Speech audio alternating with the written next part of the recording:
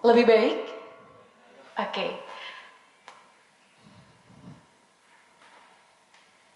Ada yang tahu ini apa? Betul. Ini adalah senter. Bendanya kecil, tapi memiliki fungsi yang luar biasa.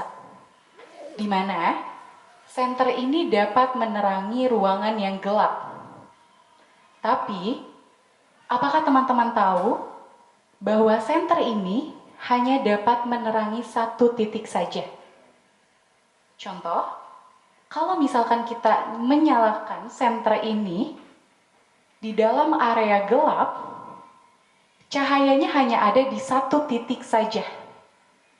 Untuk di titik lainnya tetap gelap.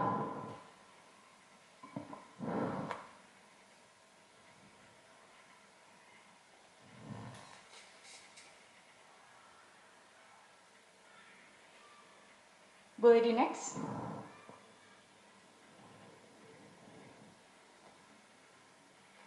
Lalu, senter ini tuh bukan berarti gagal untuk dapat menerangi sebuah ruangan. Tapi karena memang senter ini tidak didesain atau tidak dibuat untuk menerangi seluruh ruangan. Jadi fungsi dari senter ini memang hanya memberikan cahaya di titik tertentu.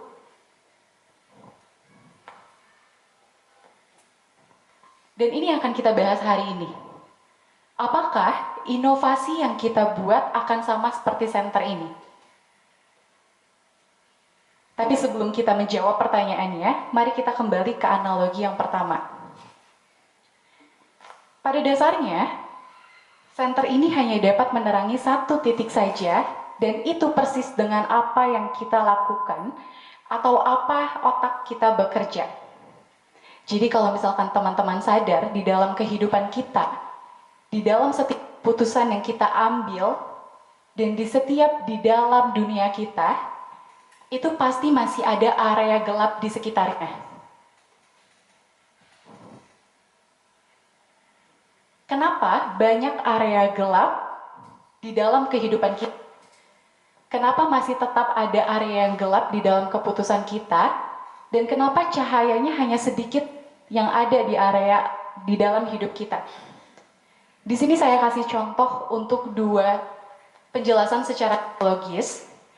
Yang pertama itu adalah bias. Ada selective bias dan ada juga cognitive bias. Gampangnya seperti ini. Kenapa kita itu lebih mudah berbaur dengan orang sama seperti kita? Contoh yang kedua, kenapa kita lebih mudah mendengar suara yang lebih keras? Dan yang ketiga, kenapa kita bisa lebih percaya kepada banyaknya pendapat yang didengar? Itu contoh salah satu dari bias. Lalu yang kedua, itu adalah unconscious blind spot atau area yang tidak terlihat. Kadang kita suka tidak melihat nih, masih terdapat area-area yang sebenarnya bisa kita lihat. Sama halnya seperti senter. Kalau teman-teman lihat, senter ini memiliki lingkaran cahaya, dan di luar dari lingkaran cahaya ini, itu areanya tetap gelap. Nah, area gelap inilah yang disebut sebagai unconscious blind spot, atau area yang tidak kita lihat karena tidak mendapatkan cahaya. Lalu, kalau teman-teman sadar, bias yang kita miliki ini bisa menjadi bias di teknologi. Lalu, kalau teman-teman sadar, area gelap yang kita miliki itu akan menjadi area gelap di dalam inovasi. Kenapa bisa? Dan kenapa hal ini bisa terjadi? Bagi sebagian orang mengatakan bahwa ada inovasi berarti ada kemajuan. Kalau misalkan ada inovasi, berarti semuanya bisa maju.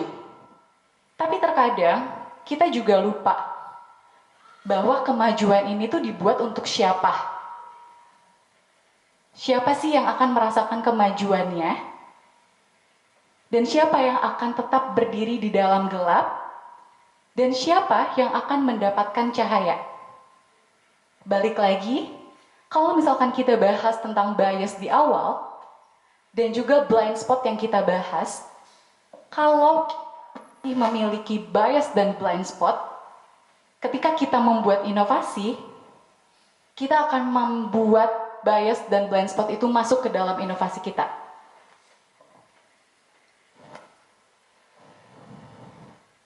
Oke, sebelum ini, saya mau cerita sedikit. Jadi, pada satu hari, saya pernah bermain ke sekolah luar biasa. Salah satu anak di sekolah luar biasa itu merupakan atlet lari berkebutuhan khusus. Suatu waktu dia bercerita dengan senangnya, dengan senyumannya, bahwa dia memiliki hobi untuk lari. Dia senang untuk latihan, dia tidak pernah merasa capek untuk bisa latihan lari bersama dengan teman-temannya. Tapi seketika, senyumannya berubah. Dan dia bilang kalau dia gagal ikut kompetisi. Pada saat itu saya tanya, kenapa bisa? Karena dari cerita dia menyatakan bahwa dia rajin latihan. Dia senang. Dan kenapa dia tidak bisa ikut kompetisi? Ternyata setelah dia cerita, itu bukan karena dia tidak mampu. Bukan karena dia sakit, bukan karena gagal, tapi karena dia tidak mendapatkan cahaya. Seperti layaknya senter, dia ada di ruangan yang sama kok. Dia ada di situ, tapi dia tidak ada di dalam cahaya. Analoginya seperti ini teman-teman.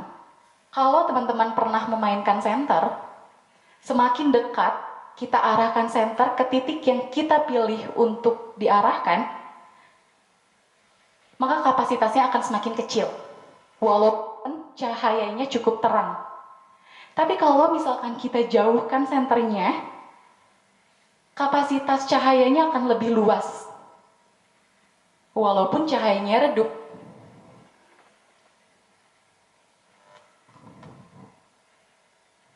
Ini sama seperti inovasi kita, sama seperti keputusan kita, dan sama seperti dunia kita.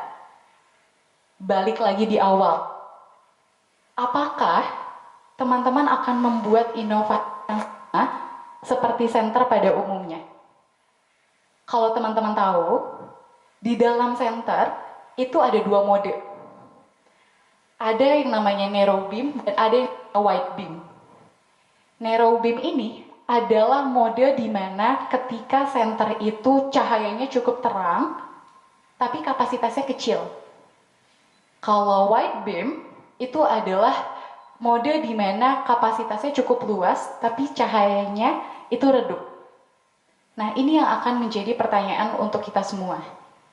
Apakah teman-teman akan membuat inovasi atau teknologi sesuai dengan mode wide beam, atau dengan modenya narrow beam?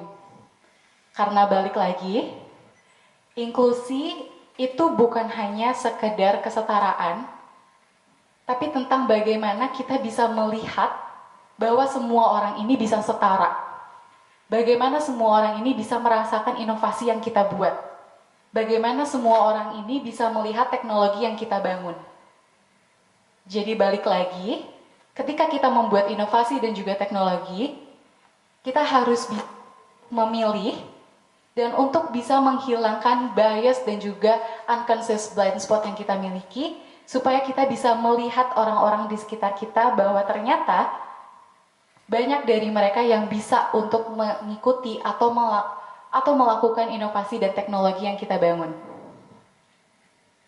So, the light must be shared, only then can we call it inclusion. Saya Nadira Mauzi Azara, terima kasih.